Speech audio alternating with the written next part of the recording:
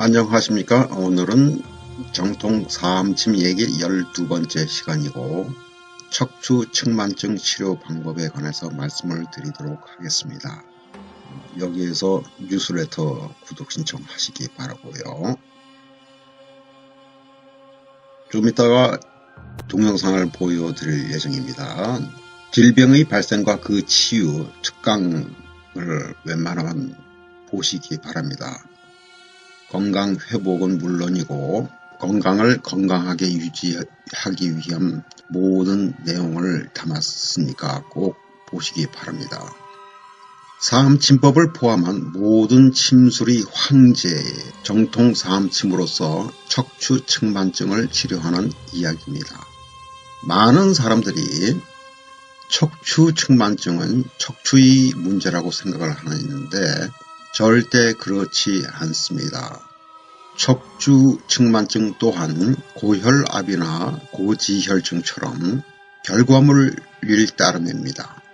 그래서 양의학의 접근 방법은 언제나 틀린다고 생각하는 습관을 길러야 합니다. 척추 측만증 치료 물질 또는 약이라 그러죠. 혹자들은 없습니다. 치료 방법은 이 동영상에서 설명이 되죠. 이 환자는 인도 출신인데요. 거친 피부, 소화불량, 글루텐 알레르기, 탈모, 비염, 통증, 목, 어깨, 허리, 무릎의 증상 때문에 정통사암침 치료를 받기 시작을 했었죠. 그런데 척추 측만증 치료가 가능하다는 것은 아예 상상도 하지 못했었죠. 그래서 저에게 얘기를 하지도 않았었습니다. 참고로 예전에는 자궁근종도 있었습니다. 아직 결혼도 하지 않았고 젊은 여성인데도 불구하고 자궁근종까지도 있었던 것이요. 그래서 정통사암침으로서 치료를 받으면서 조금씩 좋아지다가 보니까 척추 측만증 얘기가 나왔던 것이죠. 그래서 척추 측만증 치료에 집중하기 위해서 치료 방법을 바꿨었죠. 그리고 난 다음에 치료받기 전과 후를 화장실에 들어가서 사진을 찍어서 비교를 하게 되면 1시간 만에 척추가 바뀐다는 것을 본인이 사진을 보고서 느낄 수가 있는 것이죠. 관련 포스트는 정통사암 오행침구학회 미주지부 블로그를 참고를 하시면 됩니다. 이렇게 클릭을 해서요. 쭉 나오죠.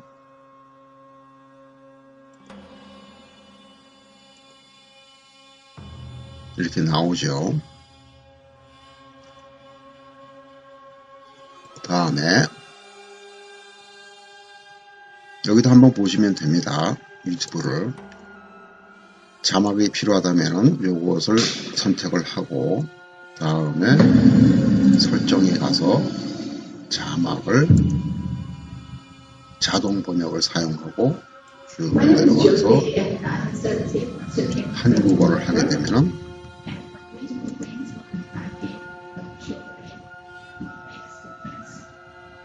나오죠. 이렇게요.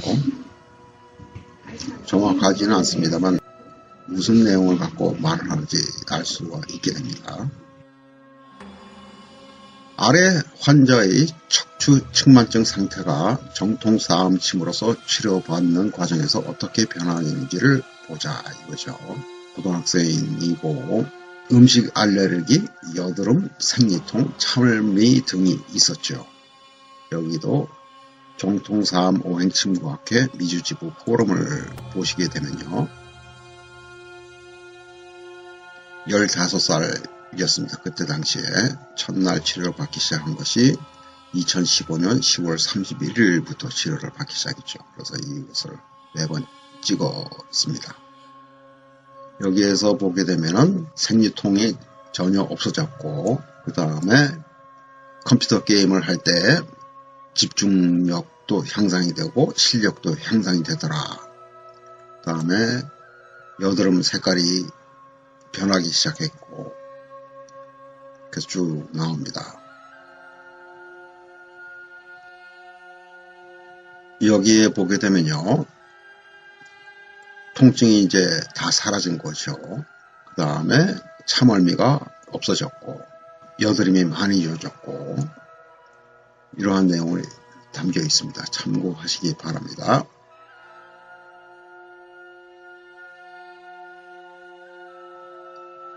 그래서 이 동영상을 꼭 보셔야 됩니다. 그래야지 이 포스트 내용을 이해를 할 수가 있게 됩니다.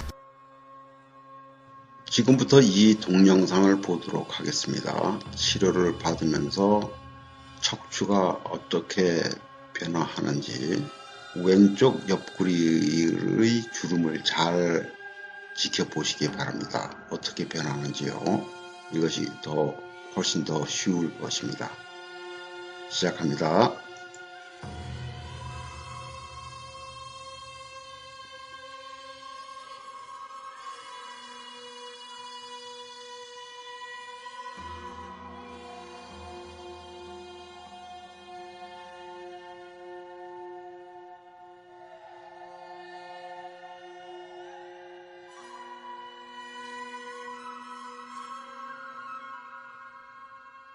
예, 여기가 마지막이었죠.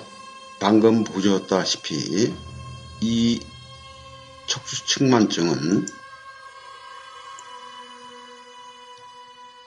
먹는 음식, 어떤 음식을 먹느냐, 얼만큼 먹었느냐, 또는 어떤 운동을 했느냐, 얼마나 했느냐, 잠을 얼마나 잤느냐,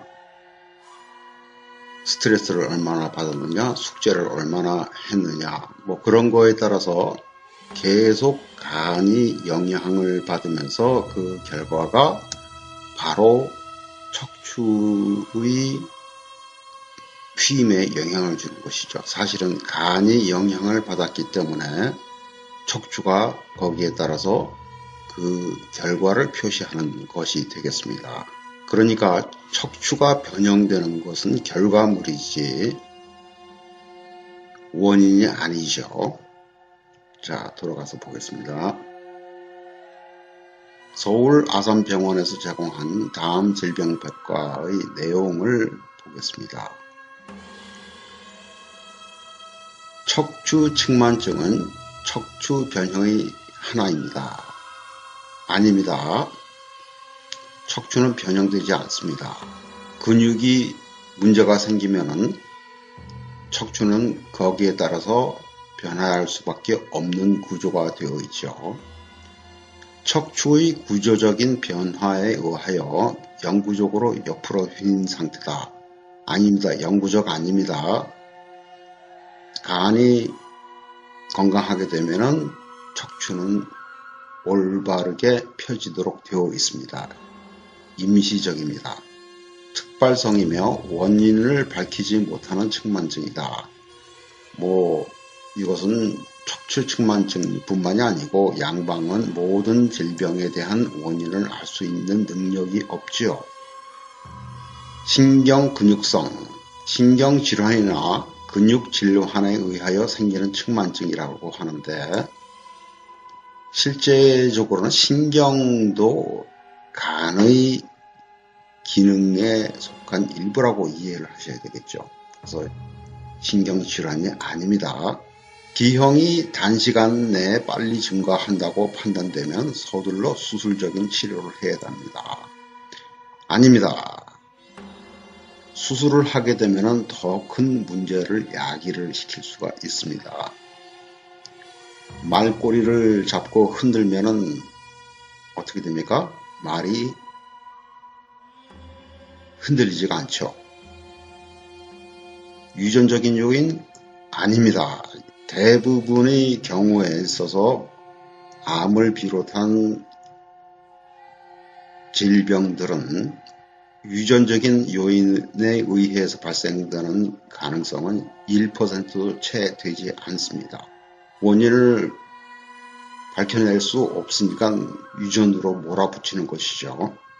잘못된 언론 보도로 인하여 무거운 책가방, 조잡한 책걸상 또는 자녀들의 잘못된 자세 때문에 척추가 휜다고 생각하는 분들이 적지 않습니다. 측만증의 원인이 밝혀지지는 않았지만 이러한 요인들은 명백히 측만증의 발생과 관계가 있습니다.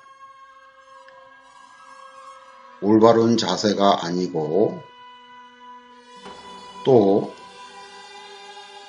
무거운 책가방을 들게 되면 간에 영향을 주도록 되어 있죠. 간의 추가적인 책임은 근육, 힘줄, 분노, 눈, 시력, 그리고 생식기까지입니다. 이러한 내용을 양방에서는 알지를 못하고 있기 때문에 장님이죠. 뇌성마비, 소아마비, 사지마비 이러한 것들도 뭡니까? 간질환이죠. 의 신경질환과 근무력증도 당연히 간질환이죠.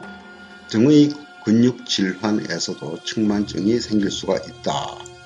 자기네들 마음대로 신경근육성 측만증이라고 이름을 붙이는 것이죠. 신경과 근육작용의 불균형으로 인해 발생한다고 생각하고 있습니다. 아니죠. 방금 설명드렸죠. 나이든 60, 70대의 노년층에서도 척추가 옆으로 휘는 경우가 많은데 이를 퇴행성 측만증이라고 부릅니다. 물론 나이가 많아지게 되면 간이 건강하지 못하기 때문에 측만증이 발생할 수가 있죠. 그러나 노인이라고 해서 다 측만증이 생기는 것은 아니죠. 그렇기 때문에 이것은 퇴행성 측만증이라고 부를 수가 없습니다. 측만증의 대부분은 청소년의 형의 특발성 측만증이라고 할 수 있습니다. 이 부분만큼은 사실입니다. 통증이 없고 기능이나 운동 능력도 다른 아이들과 다를 바 없으며 아니죠. 간이 건강하지 못하게 되면 두뇌에 영향을 줍니다. 그래서 지능이라든가 감성이라든가 감정이라든가 거기에 큰 영향을 끼치도록 되어 있습니다. 그래서 일상생활에 크게 불편한 것이 없는 것은 양의사들의 생각이죠. 환자 본인은 답답한 것을 느끼고 있습니다만 만약 측만증 환자에서 척추가 휜 부위에 통증이 동반된다면 특발성 측만증이 아닌 질병에 의한 측만증임을 의심해야 하고 이러한 경우에는 정밀검사를 통해서 통증이 원인이 되는 질환을 찾아야 합니다. 찾아봐야 찾을 수 있는 능력이 없죠. 대부분의 척추 측만증 환자는 근육 관련 통증을 또는 생식기 관련 질환을 앓도록 되어 있죠. 앞에서도 설명을 드렸지만 엑스레이 검사는 측만증의 진단과 치료 과정에서 가장 기본적이고 중요한 검사입니다. 측만증 자체를 양방에서 치료할 수 있는 능력 자체가 없고 그것이 중요한 내용이고요. 진단을 해도 하면 뭐랍니까? 치료할 방법이 없는데 그래서 엑스레이를 찍으면 찍을수록 어떻게 됩니까? 암에 걸릴 확률이 높아진다. 또 엑스레이를 찍으면 찍을수록 간이 손상을 받도록 되어 있죠. 측만증의 치료 방법에는 크게 관찰, 보조기 착용, 수술적 치료의 세 가지 방법이 있다고 했는데 참 안타까운 사실이죠. 관찰이 무엇을 뜻하는지를 이해조차 못하는 무식한 양방입니다. 관찰은 관찰일 따름이지 치료가 아닙니다. 그래서 두 가지 방법으로 줄어들었죠. 보조기를 착용을 해서 근육을 바꿀 수가 있습니까? 아닙니다. 뼈가 부러졌다. 그렇게 되면 보조기를 착용하면 효과를 볼 수가 있겠죠. 그렇지만은 근육에는 보조기를 쓸 수가 없도록 되어 있습니다. 쓸 수는 있겠지만 효과가 없기 때문이죠. 위에서도 말씀을 드렸었죠. 수술을 하면 더 큰 문제가 생길 수가 있습니다. 그래서 척추측만증은 당연히 간이 건강하지 못해서 생길 수 있는 질병이기 때문에 환자들은 대부분이 근육통, 글루텐 알레르기, 음식 알레르기, 기관지염, 기억력 저하, 변비, 생리불순, 생리전증 혹은 생리통 그러한 생식기 질환과 아토피성 피부염, 여드름, 자궁근종, 지구력 감소, 집중력 저하, 피부질환, 천식 그러한 질병을 함께 가질 수 있는 확률이 높지요. 간 정격보다는 간 승격이 더 좋은 방법이라고 생각을 해야 되고 또 간 승격보다는 간의 열을 떨어뜨리는 한열보사법을 쓰는 것이 더 효과가 있는 방법이라고 생각을 하셔야 됩니다. 또 매번 말씀드립니다만 척추측만증과 동시에 다른 증상이 있게끔 되어 있기 때문에 그러한 질병들도 동시에 치료를 해야 됩니다. 그러한 증상들이 수천 가지가 될 수가 있기 때문에 거기에 대해서 일일이 치료 방법을 설명을 드릴 수가 없고 정통사암 오행침구 학회 회원이라면 누구든지 이 설명을 듣는 동시에 치료 방법이 떠오르게 될 것입니다. 우리 몸은 상상을 초월하는 자기 치유력을 갖고 있습니다. 제가 위에서도 말씀드렸듯이 치료받기 전후의 척추가 변한다는 것을 알아두시기 바랍니다. 그리고 제가 말씀드린 방법으로 치료를 한다고 하더라도 정통사암 오행침구 학회에서만이 가르치고 있는 김형관 보사법을 쓰지를 않게 되면 좋은 효과를 기대하기가 힘들 것입니다. 사람들이 똑똑해져야 됩니다. 양의학 또는 양방에서 하는 말들이 거의 100%는 뒤집어서 거짓말이겠거니 하고 생각을 하는 습관을 들이시고 또 그렇게 생각을 하시게 되면 진실이 보이도록 되어 있습니다. 진리와 진실은 투표에 의해서 결정되는 것이 아닙니다.